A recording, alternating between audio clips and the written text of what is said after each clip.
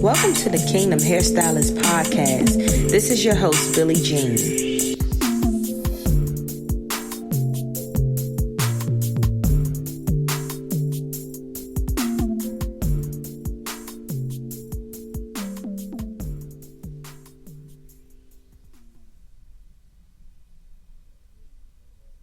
Hey everybody, and welcome back to another great episode of Kingdom Hairstylist podcast. I appreciate you guys for listening, for tuning in, and thank you guys for just supporting this podcast in every way that you can, just by pressing play each and every week. I'm so very, very grateful for the listeners that I have and the followers that I have on Instagram and just everything. I'm just grateful to be able to get on here each week and share with you guys some things that can be helpful, motivational, and inspiring to those that are just coming out of hair school or just women in general. I'm just grateful. I'm grateful that you guys choose this podcast each week. Last week I had a great episode. I talked about how I got started in the hair industry. I love to tell those stories about when I first started because I just feel like it can help somebody. A lot of times when we come out of hair school, we're just pretty much learning and we're trying to grow and we want to be successful, but we don't always have the right people around us and we don't always have the right mindset to be successful, because a lot of us still deal with a lot of things as far as like fear and just being nervous and feeling like we're not qualified enough and just feeling like we don't have enough knowledge as far as doing hair and all of those different things. So I dealt with all of those same things when I first came out. I dealt with fear. I dealt with rejection. I felt with not having all the skills I thought that I needed. And I did a lot of things by trial and error, and some of the things went really, really well, and some things went awfully, awfully wrong. And so I'm just here to help and guide and motivate and inspire someone that may just need that push and may just need that motivation to get on the right path. And just to let you know that, you know, God gave you your skills and talents and that He wants you to use them to the best of your ability. So don't ever feel like you're not good enough. Don't ever feel like you don't have enough skills, because it's an everyday, learning. I don't know what to say, but an everyday learning experience. That's the word I was looking for. But you want to learn every day, and you want to practice every day, and you want to just make your craft better and all of those different things in order to feel more confident. So basically, that's what I talked about last week. I talked about just when I got out of school, how it was. And so I would pick up where I left off. Basically, when I got into the booth rental phase of my career, when I left doing commission, I made a lot of mistakes. Some of the mistakes I made was I had a pretty large clientele. It was big. And I pretty much did natural hair, and I had some clients that had relaxers, but for the most part, my clientele was made up of all natural hair. I had, my clientele was not diverse at all. It was just mostly African American women.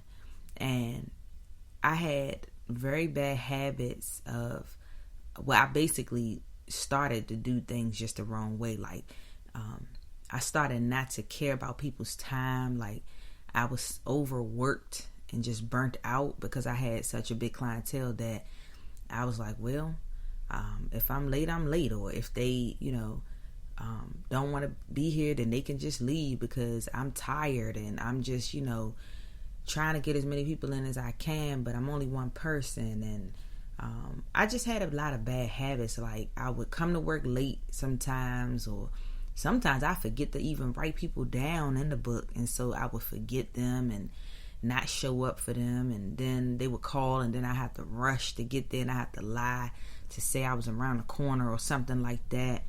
Some other bad habits I had was not returning phone calls,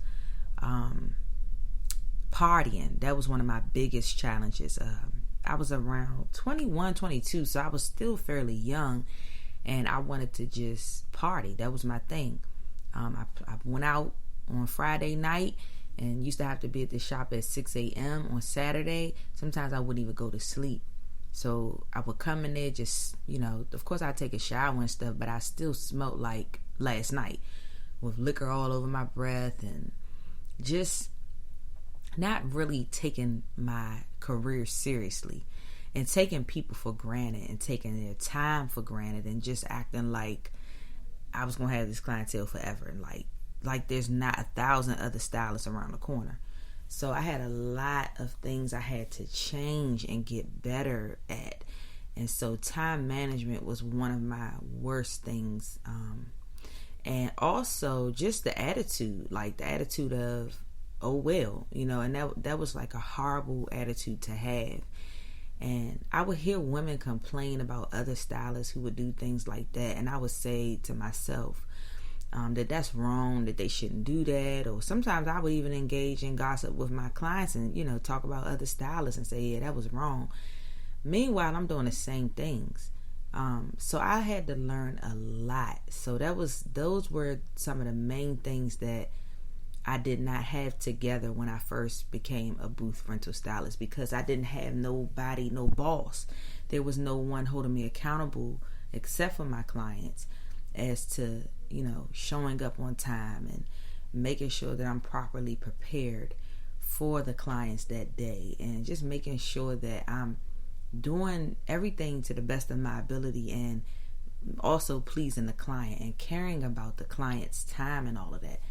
So yeah, of course, over time, I lost a great amount of clients. Like I lost almost half of my clientele just from doing those bad habits and just being, just not really caring about what people had, on their schedule for that day, just doing whatever I wanted to do.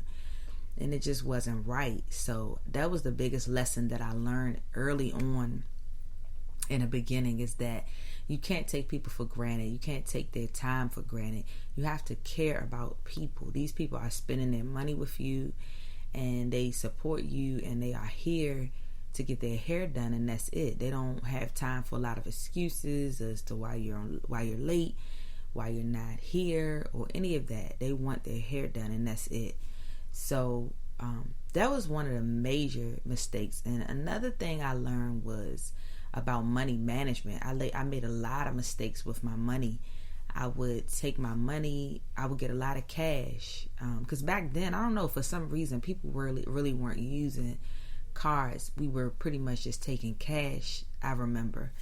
And instead of me going to deposit the money into the account, I would have it on me, all this money, and I would just be breaking 100s, breaking 20s. And next thing you know, I don't even have enough money to pay my bills or my booth rent.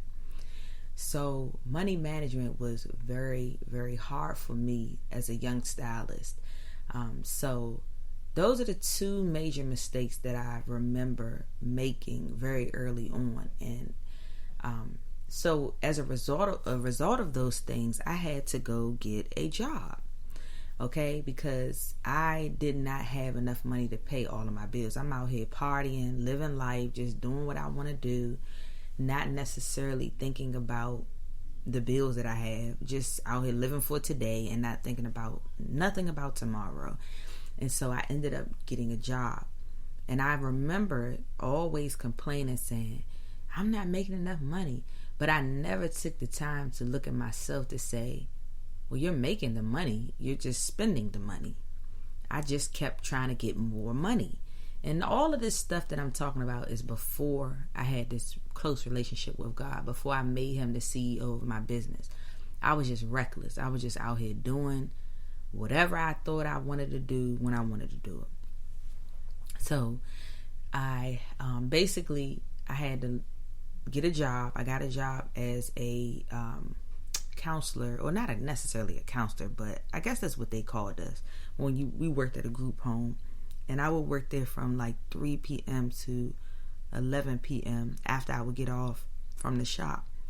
So I was already overworked when I just had a big clientele, but now I'm adding on a whole other job on top of the first job. And let's not forget that I'm still a mother. So it was just overwhelming.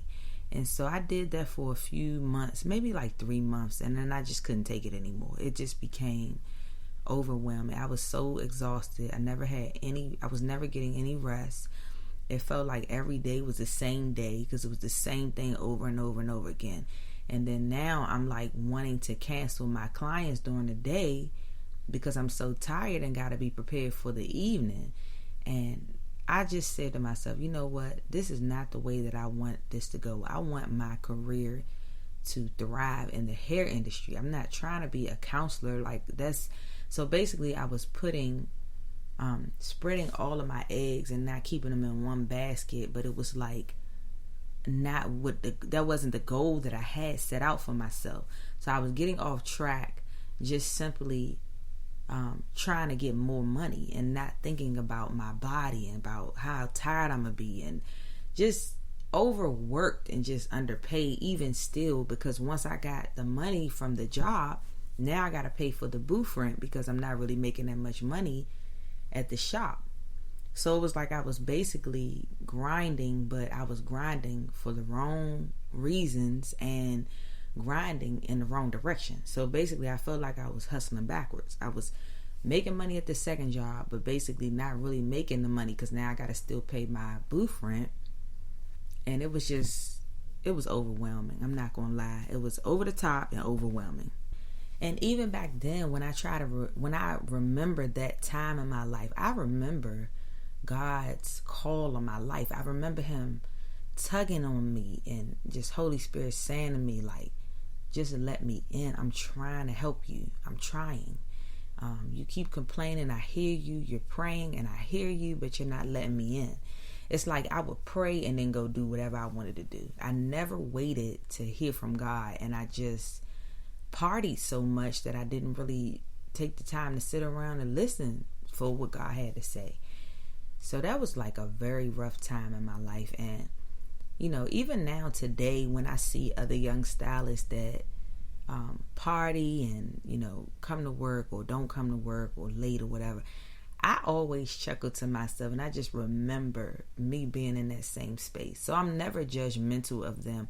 I just laugh and I just pray for them because I know where they are and I know what they're going through, and I know that they'll outgrow it as well. And I just know that I had to outgrow it because I had a child. I didn't have any time to be out here playing, but I was really out here playing. So I hope that this encourages somebody, because where I am now today is so different. Like I definitely take all of my clients seriously. I don't play around. I'm always on time.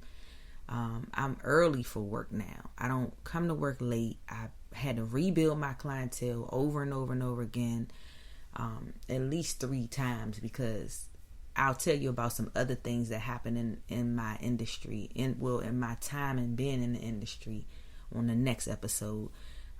My stories are pretty funny, and I know that one day I'm going to definitely get all this out on paper and write a book about this stuff, because I know that it can help somebody. But yeah, I've had some times in this industry, but I still love doing hair. I still love where I am right now, and especially because now God is the CEO. So things are so much more peaceful now. Things are better now, and it's only by the grace of God that I'm here today to tell these stories. But if I could give you guys one thing to take away from this episode, is that you need God. Like, you need him to help you run your business. You need him to keep you on track, and you need people around you that are going to tell you the truth about yourself. When you falling off, when you running late, when you're not showing up for people, when you are just not staying on the right path to success. You need those people around you.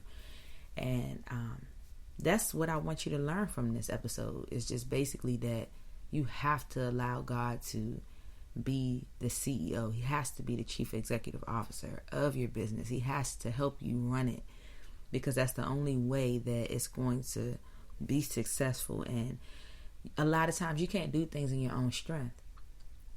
And that's why we need Jesus. We need him. We need him because he helps us to stay on the right path.